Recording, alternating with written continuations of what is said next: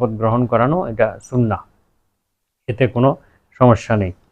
এই ব্যাপারগুলোতে করাতে হবে, কিন্তু নিজেরা বানিয়ে বানিয়ে যদি অন্য কোনো বিষয় যেগুলো সুন্নত নয়, যেগুলো ইসলামী শরিয়াতে উল্লেখ নেই, সেই সব বিষয়ে শপথ গ্রহণ করানো এটা বিদআত হবে। যে সকল বিষয়ে আল্লাহ রাসূল সাল্লাল্লাহু আলাইহি ওয়াসাল্লাম শপথ গ্রহণ করিয়েছেন লোকদেরকে, সেই সব বিষয়ে আমরা সাধারণ মানুষদেরকে শপথ গ্রহণ করাতে পারি, বায়াত গ্রহণ করাতে পারি।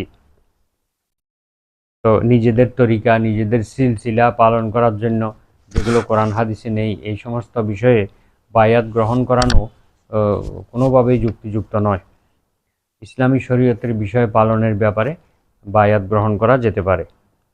এখন আরেকটি প্রশ্ন হলো, হালিল হুদুদু মুকাফফিরাতুন লিযুনুবি আমলা, অর্থাৎ ইসলামের শাস্তি প্রয়োগ এটা কি গুনাহ থেকে প্রায়শ্চিত্ত হয়ে যাবে?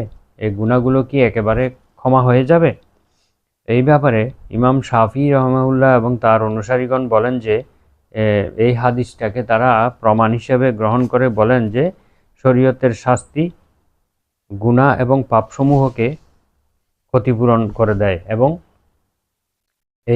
এটা ব্যক্তিকে পাপ থেকে পবিত্র করে দেয়। অর্থাৎ শাস্তি, যদি কোনো মানুষকে শাস্তি দেওয়া হয় দুনিয়াতে, তাহলে এই শাস্তি তার গুনাহের ক্ষতিপূরণ হয় এবং তার লোকটাকে গুনাহ থেকে পবিত্র করে দেয়, পাপ থেকে পবিত্র করে দেয়। কিন্তু হানাফিগণ বলেন যে শরীয়তের শাস্তি হইল মাত্র ভয় প্রদর্শন করা, দুনিয়াতে অন্যান্য মানুষের জন্য এবং ওই ব্যক্তিকে ভীতি প্রদর্শন করা, যাতে এই ধরনের পাপ কাজ আর সংগঠিত না হয়, এবং এটা ধমকের জন্য, মানুষকে একটু ধমকি দেওয়ার জন্য, ভীতি প্রদর্শনের জন্য।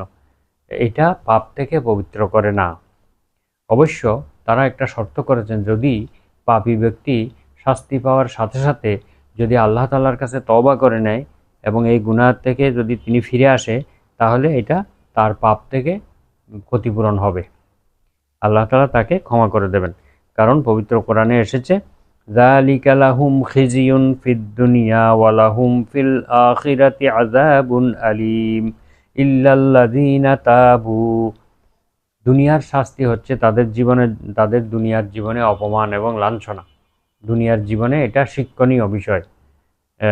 ওয়ালাহুম ফিল আখিরাতি আযাবুন আলীম, এই অপরাধীদের জন্য আখিরাতেও রয়েছে কঠিন শাস্তি।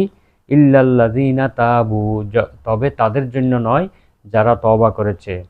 সুতরাং দুনিয়ার শাস্তির সাথে সাথে যদি অপরাধী ব্যক্তি তওবা করে নেয়, আল্লাহ তাআলার কাছে কায়মনোবাক্যে